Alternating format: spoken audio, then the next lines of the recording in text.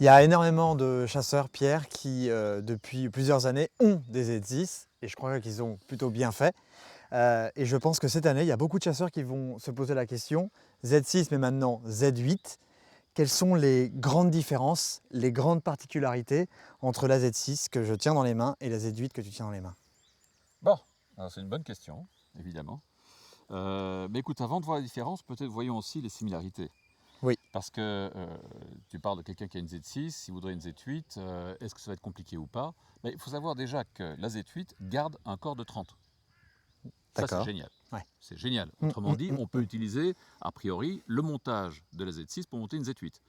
On ne doit pas nécessairement changer ce montage. Donc Ouais. celui qui a déjà une Z6, Z8, ce n'est pas un problème majeur. D'accord. Ceci dit, il faut bien savoir que techniquement, arriver à avoir du 8 fois de grossissement plutôt que du 6 fois en gardant un corps de 30, c'est vraiment une prouesse technologique manifeste. Hein, tout le monde n'arrive pas à le faire.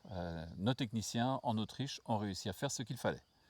Donc, on garde ici un corps de 30. D'accord. Une autre similarité aussi, et là aussi en se disant, tiens, le grossissement a augmenté, on a gardé le champ. Le champ est énorme, le champ fait 42,50 m. Ouais. Un grossissement 1, c'est énorme, c'est vraiment énorme. On a réussi à le garder même si le grossissement a augmenté d'une trentaine de pourcents. D'accord. Donc c'est une autre prouesse technologique qui a été réalisée par nos Autrichiens. Maintenant, tu m'as demandé la différence. Ah oui. Il y a quand même des différences, effectivement. Alors, la différence. Tout d'abord, on passe évidemment, on l'a dit, à 8 fois, 8 fois. au lieu de 6 fois. Bon, tu vas me dire en battu, grossir 8 fois, est-ce que c'est utile? Il y a toujours, dans toutes les battues où j'ai été, mais partout, toujours un ou deux postes où tu peux tirer loin. Toujours. Oui, c'est vrai. Toujours. En Toujours. plaine. Bien sûr, bien sûr. Donc, pour celui qui sera posté là, il lui arrivera de tirer à 8 fois. Ça, c'est la première chose. Ouais. La seconde chose, évidemment, c'est que tirer à 8 fois, on peut le faire aussi à l'approche. Donc, c'est une lunette de battue qui peut servir occasionnellement à faire de l'approche. Ensuite, les autres différences. Physiquement, déjà, tu vas voir, si tu mets les deux lunettes l'une à côté de l'autre, si tu les mets comme cela, tu vas voir que le capot a vraiment diminué. La lunette est devenue beaucoup plus élégante. Bien sûr. Hein, le capot ici est un capot qui est beaucoup plus gros, beaucoup plus vrai. important. Ici, il est fin et discret. Cela dû au fait que la pile d'alimentation qui se trouvait ici a été mise sur le côté dans une petite tourelle supplémentaire. Tu vois la tourelle qui est très fine. D'accord. Donc l'alimentation a été mise sur le côté, ce qui permet d'avoir quelque chose de beaucoup plus fin et élégant. Sur une belle arme, on a une belle lunette. On n'a pas quelque chose de lourd et de pâteau, on a quelque chose de beau. Hein. Au niveau du poids, on est à, si je me trompe, environ 500 grammes, ce qui est extrêmement léger aussi, bien sûr, pour une lunette de battue. Donc ça aussi, c'est un avantage sympathique. Alors, les autres différences qu'il y a, c'est que sur cette lunette, tu peux maintenant mettre une tourelle mémorielle.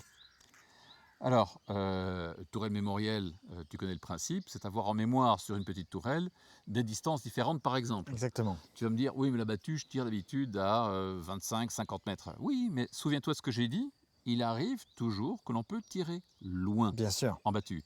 Et tu peux faire un peu d'approche avec cette lunette. Donc, la distance, ou la problématique de la distance peut se poser, d'où l'intérêt de pouvoir mettre dessus une tourelle. Alors, pour la tourelle, on va voir, j'ai ici une autre lunette. Il faudrait que je retrouve quelque chose, je n'ai pas de bic en poche. Par contre, il me reste une balle. Je la prends, voilà, je vais l'enlever. Donc voilà la tourelle mémorielle que je viens de prendre sur la lunette mixte. Eh bien, tu vois, ça c'est une grande première. Il suffit de la mettre sur une lunette de battue et elle passe d'une lunette à l'autre. Donc c'est la première lunette de battue avec une tourelle mémorielle. Oui. Alors tu ne peux pas l'utiliser tous les jours, mais sur la battue en tout cas, sur la battue. Mais c'est une lunette qui te permettra, avec cette tourelle mémorielle, de tirer aussi loin. Si tu fais un tir à 200 mètres par exemple, tu peux te permettre de le faire. De plein jour, à l'approche, une lunette de battue, aucun problème.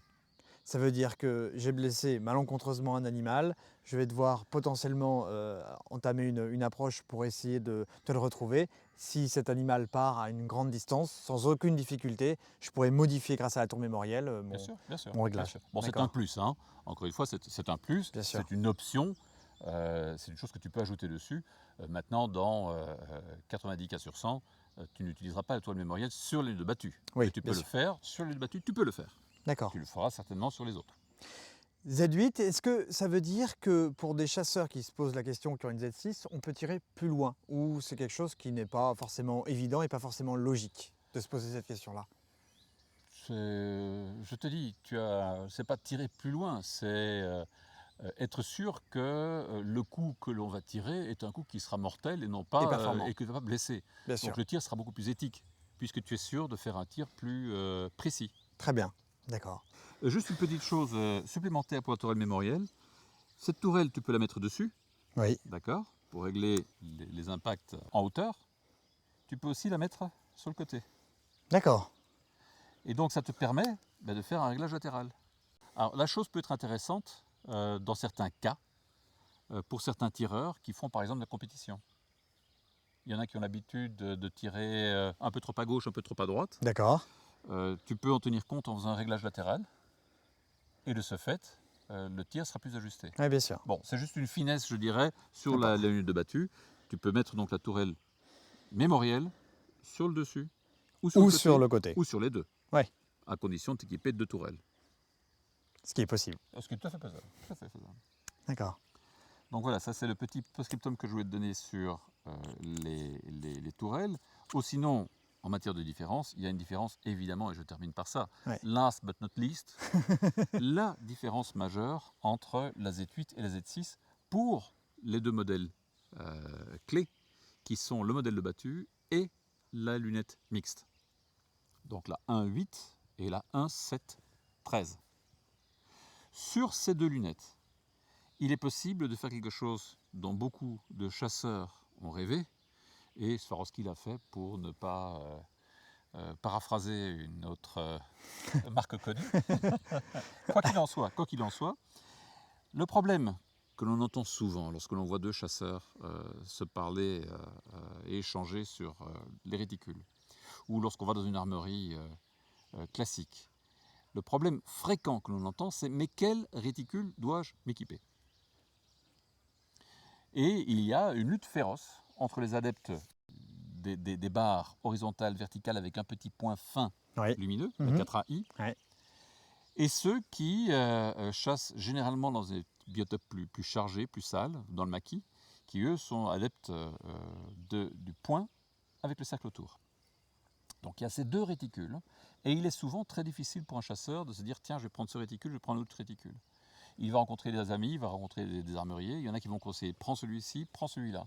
C'est vraiment un casse-tête, c'est vraiment fréquemment un casse-tête. Eh bien, ce que nous avons fait, nous avons cette fois-ci mis optionnellement les deux réticules dans la lunette. D'accord. Donc tu peux acquérir la lunette avec un réticule 4i ou un LDI ou ce que tu veux. Alors, on a 4 réticules au choix. Ou bien tu peux prendre une lunette qui est équipée d'emblée de 2 réticules. D'accord. Le CDI, c'est-à-dire le point cercle, et le 4i, c'est-à-dire la croix avec le petit point au milieu.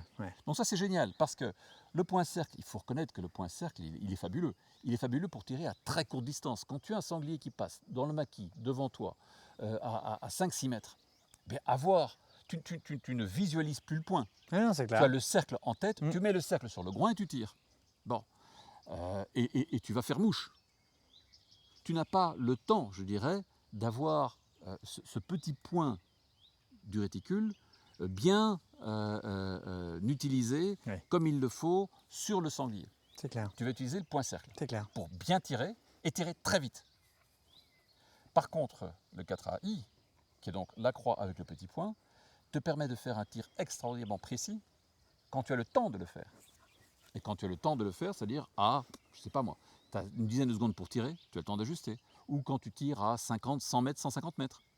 À ce moment-là, tu utilises le point. Sur cette lunette, tu as dorénavant les 2 réticules possibles. Ce qui te permettra de t'adapter à ton biotope. S'il est très sale, tu mets le point cercle. Si par contre il est découvert, étendu, aéré, qu'il n'y a pas trop de ronces, etc., tu prends le 4i. Et donc tu t'adaptes à ton biotope, tu t'adaptes aux conditions de chasse. Dans une battue, tu es posté à un endroit qui est très sale, tu vas, si tu le souhaites, prendre le circle dot, le point cercle. Et si par contre tu te sens capable de le faire et de tirer à une distance plus lointaine, que tu as une trouée où tu peux tirer à 75 mètres ou 100 mètres, tu vas utiliser le 4i. Donc la question ne se pose plus aujourd'hui, tu as le choix tu peux facilement passer de l'un à l'autre. Et cela en appuyant pendant 5 secondes sur les deux petits boutons poussoirs qui permettent d'augmenter ou de diminuer la luminosité du réticule dans les positions toujours jour-nuit, ça c'est comme sur la Z6. Hein. En poussant sur les deux boutons poussoirs en même temps pendant 5 secondes, eh bien tu changes de réticule. Tu passes du point cercle au point, ou tu passes du point au point cercle. Au point cercle, d'accord. Donc quel message final tu souhaiterais faire passer à tous les chasseurs qui ont déjà une Z6, mais qui potentiellement pourraient faire un effort pour acquérir une Z8 ? Quel message tu souhaiterais leur faire passer ? La Z6 est excellente. Elle permettra à ceux qui en sont équipés de patienter avant que toutes les Z8 soient disponibles et arrivent sur le marché. Très bien.